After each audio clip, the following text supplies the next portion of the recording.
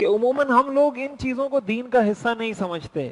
ہم دین کا حصہ، یہ بات میں بار بار کہتا رہتا ہوں، صرف اس چیز کو سمجھتے ہیں کہ نماز پڑھی، روزہ رکھا، حج کیا، ان چیزوں کو دین سمجھتے ہیں. قرآن کریم میں آتا ہے وَأَحْسِنُوا إِنَّ اللَّهَ يُحِبُّ الْمُحْسِنِينَ. احسان کا مطلب عربی میں ہوتا ہے کوئی بھی کام آپ کرو اس کو اچھے طریقے سے کرو. آپ پڑھ رہے ہیں تو اچھے طریقے سے پڑھیں، آپ پڑھا رہے ہیں تو اچھے طریقے سے پڑھائیں، آپ کاروبار کر رہے ہیں تو اچھے طریقے سے کریں، آپ کوئی چیز بنا رہے ہیں، کوئی مصنوعات بنا رہے ہیں تو اچھے طریقے سے اچھی چیزیں بنائیں. یہ اسلام کا درس ہے. اللہ فرماتے ہیں ان اللہ یحب المحسنین، میں کاموں کو اچھے طریقے سے کرنے والوں کو سے محبت کرتا ہوں. حدیث شریف میں آتا ہے حضور علیہ الصلوۃ والسلام نے ارشاد فرمایا ان اللہ کتب الاحسان علی کل شیء فاذا قتلتم فاحسنوا القتلہ واذا ذبحتم فاحسنوا الذبح وليحد احدكم شفرته وليرح ذبیحته.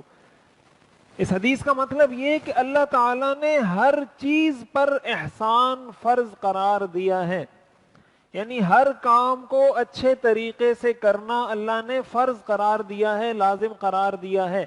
یہاں تک کہ اذا قتلتم فاحسنوا القتل، اگر کسی کو قتل کرنا ہو، یعنی مثال کے طور پر کسی سے آپ قصاص لے رہے ہیں، کسی نے ناحق کسی کو قتل کیا، اب آپ اس سے بدلے میں، حکومت یا کوئی بھی اس کو قتل کیا جا رہا ہے، آپ نے فرمایا اگر قتل بھی کرنا ہو تو اچھے طریقے سے قتل کرو، ایسے طریقے سے جس سے اس کو تکلیف بہت زیادہ نہ ہو.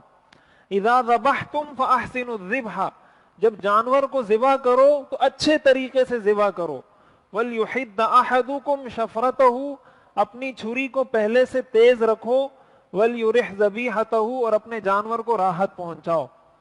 اب اس حدیث سے ہمیں کیا معلوم ہوتا ہے؟ اس حدیث سے ہمیں یہ معلوم ہوتا ہے کہ آپ نے اگر جانور کو بھی ذبح کرنا ہے تو اس کو اچھے طریقے سے ذبح کریں. جو اس کے ذبح کرنے کا طریقہ ہے، جس اچھے طریقے سے اس کو ذبح کیا جا سکتا ہے، وہ طریقہ اختیار کیا جائے.